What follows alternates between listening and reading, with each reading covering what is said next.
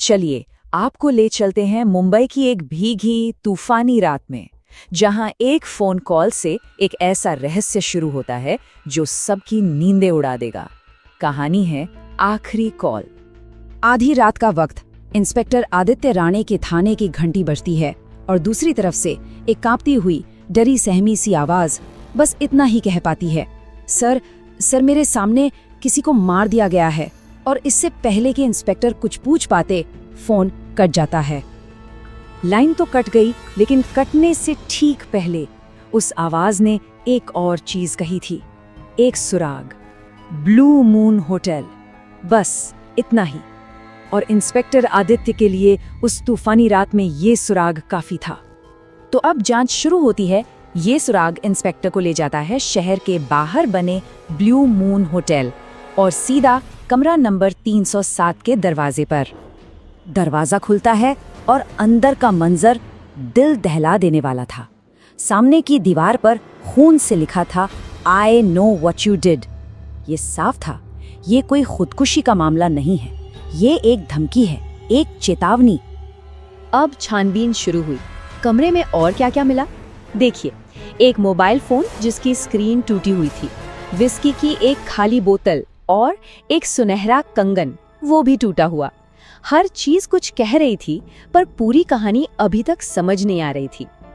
Police ने फौरन hotel का सीसीटीवी फुटेज खंगाला और यहाँ मामला और भी ज्यादा उलझ गया। फुटेज में साफ दिखा कि रात के 11:45 पर एक औरत लाल साड़ी में कमरे के अंदर जाती है, लेकिन हैरानी की बात यह है कि वो कभी बाहर आते हुए दिखी ही नहीं। आखिर ये कैसे हो सकता है? अब जरा इस केस के सबसे बड़े, सबसे उलझे हुए सवाल पर आते हैं। वो फोन कॉल, वो एक ऐसा रहस्य था जो किसी के भी दिमाग को चकरा दे। देखिए, पोस्टमार्टम रिपोर्ट में क्या आया। मौत का वक्त था रात के 11:50, ठीक है, लेकिन पुलिस को जो इमरजेंसी कॉल आई थी वो आई थी रात 12:03 पर, यानी मौत होने के पूरे 13 मिनट बाद। ये तो नामुमकिन है।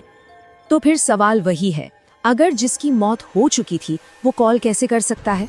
क्या कमरे में कोई और भी था, कोई गवाह, या फिर कहानी कुछ और ही है? और यहीं पर केस ने एक जबरदस्त मोड़ लिया। इस पहेली का जवाब किसी इंसान के पास नहीं था, जवाब छिपा था टेक्नोलॉजी में। जी हाँ, उसी टूटे हुए फोन में। जब फोरेंसिक टीम ने उस फोन की जांच की तो उन्हें कमाल की चीज मिली, एक ऐप जिसका नाम था ऑटो कॉल टाइमर। अब ये ऐप क्या करता है? सिंपल है, आप इसमें कोई भी नंबर और टाइम सेट कर सकते हैं और फोन अपने आप उस वक्त उस नंबर पर कॉल कर देगा। तो इसका मतलब क्या हुआ?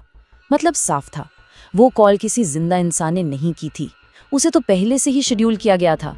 ये कातिल की एक बहुत ही शातिर चाल थी, पुलिस को भटकाने के लिए, एक झूठी कहानी बनाने के लिए। और जैसे ये बात सामने आई, केस की सारी कड़ियां अपने आप जुड़ने लगी। वो लाल साड़ी वाली औरत, वो कोई और नहीं बल्कि पीड़ित की पत्नी रिया थी। वही रिया जो पिछले 2 महीने से गायब थी। और वो टूटा हुआ कंगन, वो बिल्कुल वही था जो रिया ने सीसीटीवी फुटेज में पहन रखा था। अब सवाल था, मकसद क्या था? पता चला कि पीड़ित ने रिया की सारी जायदाद अपने बिजनेस पार्टनर के नाम कर दी थी। तो अब पूरी साजिश साफ हो चुकी थी। रिया का प्लान एकदम सटीक था। सबसे पहले उसने होटल के कमरे में अपने पति का खून किया, फिर भागने से पहले उसने पति के ही फोन पर पुलिस को कॉल करने के लिए टाइमर सेट कर दिया। इसके बाद वो होटल के पिछले दरवाजे से निकल गई और पीछे छोड़ गई एक ऐसी पहेली जो पुलिस को पूरी तरह से गुमराह कर देती। मगर रुकिए, कहानी अभी खत्म नहीं हुई है। इस कहानी का जो अंत है वो शायद सबसे ज्यादा चौंकाने वाला और दुखद है। तो सारे सबूत रिया के खिलाफ थे। पुलिस की टीम उसे गिरफ्तार करने के लिए उसके घर पहुंचती है, लेकिन दरवाजा अंदर से बंद था। बार बार खटखटाने पर भी कोई जवाब नहीं। अंदर एक अजीब सी डरावनी खामोशी थी। आखिरकार पुलिस को दरवाजा तोड़ना पड़ा और अंदर जो दिखा वो रिया की लाश थी। उसके हाथ में उसका फोन था और उसकी स्क्रीन पर एक आखिरी मैसेज लिखा हुआ था। उस पर लिखा था, अब कोई कॉल नहीं बचेगा। जिस फोन कॉल से ये कहानी शुरू हुई थी उसी पर आकर एक और मौत के साथ ये कहानी खत्म हो गई। इंस्पेक्टर आदित्य जब घर से बाहर निकले तो बारिश फिर से शुरू हो चुकी थी।